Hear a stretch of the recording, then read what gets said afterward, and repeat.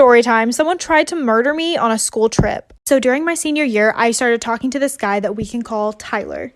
And we all had to go on a school trip for a competition. During this, we had to stay in a hotel room and we were all assigned partners. Well, I didn't know this at the time, but I was actually assigned Tyler's ex-girlfriend. We can call her Penny. And when I found out she was his ex, I was like, you know what? Not a big deal. I'm probably just overthinking it, but she had a reputation for being psychotic. And I mean psychotic. Since we were all in close quarters, it didn't take her long to figure out that I was talking to her ex, and she went crazy on me. She basically threatened me by saying that if she ever saw me with him again, I wouldn't be coming home to my family.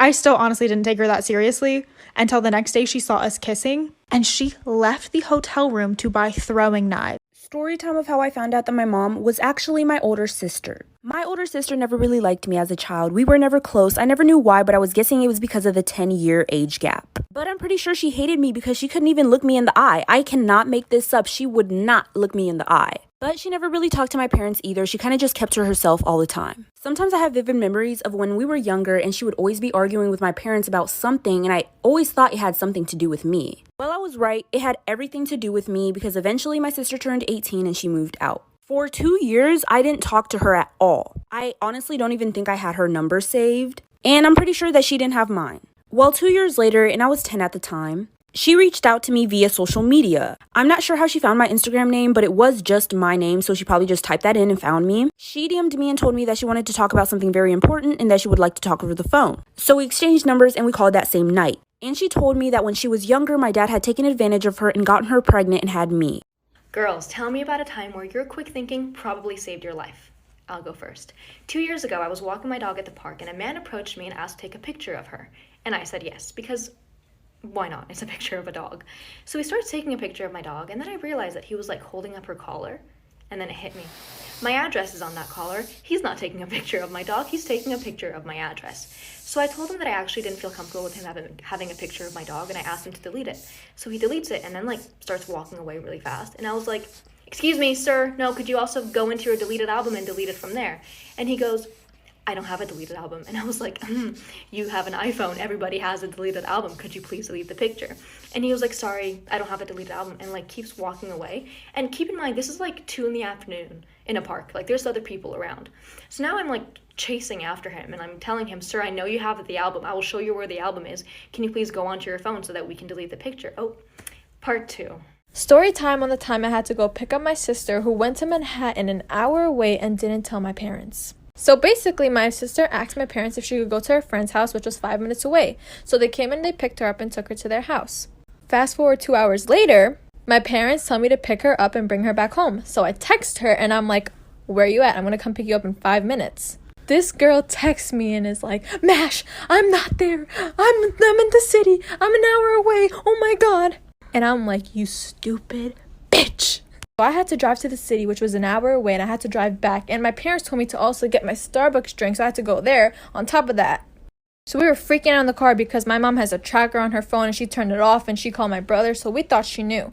But then when we got home, she didn't know. So I walk in on my cousin and my boyfriend doing the dirty on her couch. They quickly get up from the couch and get dressed. Of course, by that time, I'm in hysterics. I'm crying and yelling. My boyfriend instantly got on his knees and begged me for forgiveness. I went up to my cousin and I punched her right in the face. She wasn't expecting that. And I said, well, this is the guy that you've been dating, isn't it? She said yes, and that she was just trying to find the best way to tell me. And so she just thought the best way to tell me was to get me to walk in on her and him doing the dirty. I punched her again. My boyfriend came to her rescue though.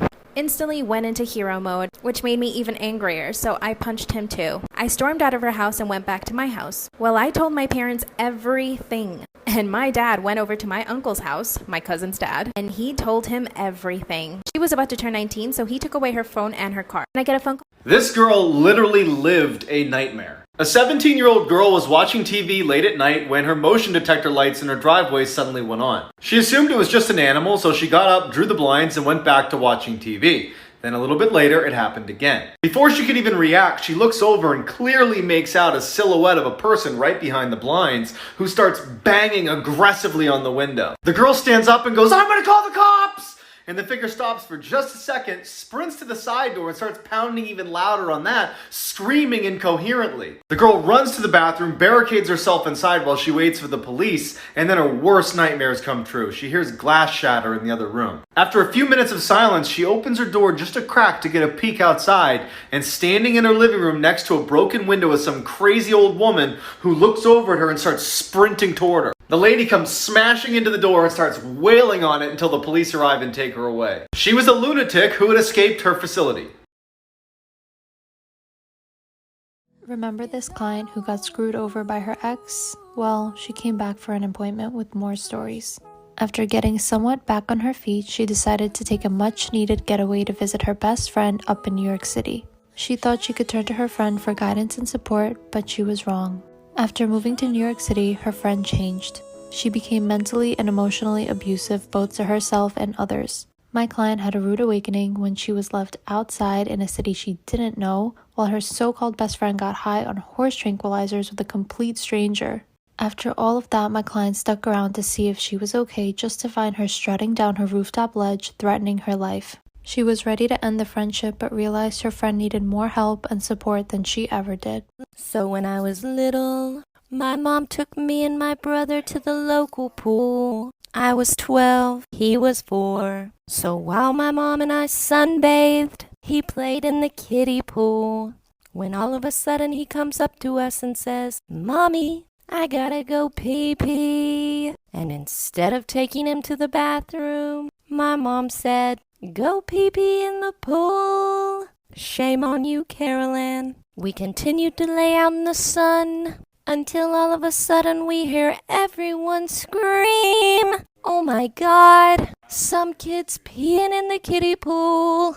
Torian didn't understand, and he went over to the kiddie pool, pulled down his pants, and pee-peed like he was peeing in the toilet. But my mom is clever, and she pretended like she didn't know whose kid it was, and we never went back to that pool again.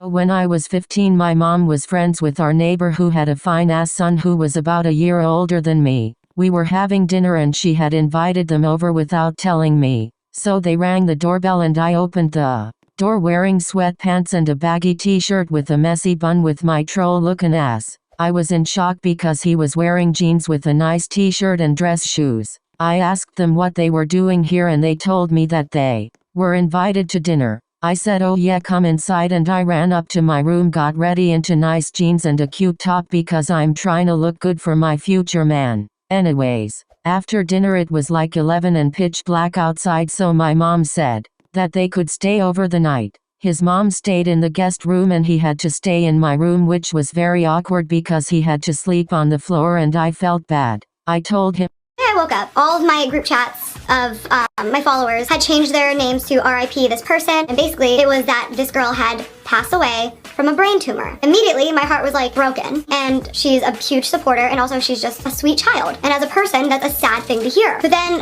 as I started asking the group chats details about it, I would say, how did you guys find out so quickly? I just talked to her like yesterday, and they were like, her mom DM'd us from her account, and that to me felt weird because I was like, well, first of all, did her mom know her password? Second of all, if this woman's daughter just passed away, is the first thing she's gonna do is get on Twitter and talk to a bunch of people she doesn't know? Something about this doesn't feel right to me. So then I opened up my DMs and I got a DM from her later that day from her mother who was saying, "This is such and such's mother. As you may have heard, such and such passed away from brain tumor. And, we're really sad, we're really heartbroken, but we just want to let you know that she talked about you a lot and she really cared about you and you made a big difference in her life." And at this moment, I'm like, wow, this is devastating. But then the more I read it, the more I'm like, there's a lot of typos in here. This seems like a weird thing that a mother wouldn't say. Because it ended with even in her final days. Who remembers in primary school, it would be home time and all the parents are standing outside waiting for the teacher to let you go. And then suddenly a very, very serious crime happens in the classroom. Your teacher has discovered that there is one glue stick without a lid on it. She would say, excuse me everyone, where is the missing glue stick lid? You are not leaving until somebody finds it. Everyone is on their hands and knees, desperate to find the stupid piece of plastic. Like love, it's only a piece of plastic. Nobody wants to steal it. No one wants to sell it. It's worthless. So when I was 9, me and my mom went to the supermarket. and we saw my dad there. And keep in mind my mom and dad got divorced when I was 4, and my stepdad was evil. Anyway, so it was my first day of year 4, and I met a girl, let's call her Holly. So Holly was really nice and her dad left her on the second last day of year 3. She had to move to my school. We became really good friends and she invited me for a sleepover. I asked my mom and she said yes. I was so excited. When I got there we had so much fun. We heard the doorbell ring and ran upstairs. We ran into her mom's room and hid under the bed. We heard the bedroom door open and saw clothes fall onto the floor. The mattress was so bouncy and it felt so weird under there. After 20 minutes it stopped and I heard my stepdad say, "I need a shower now, can I use your shower?" That's when I realized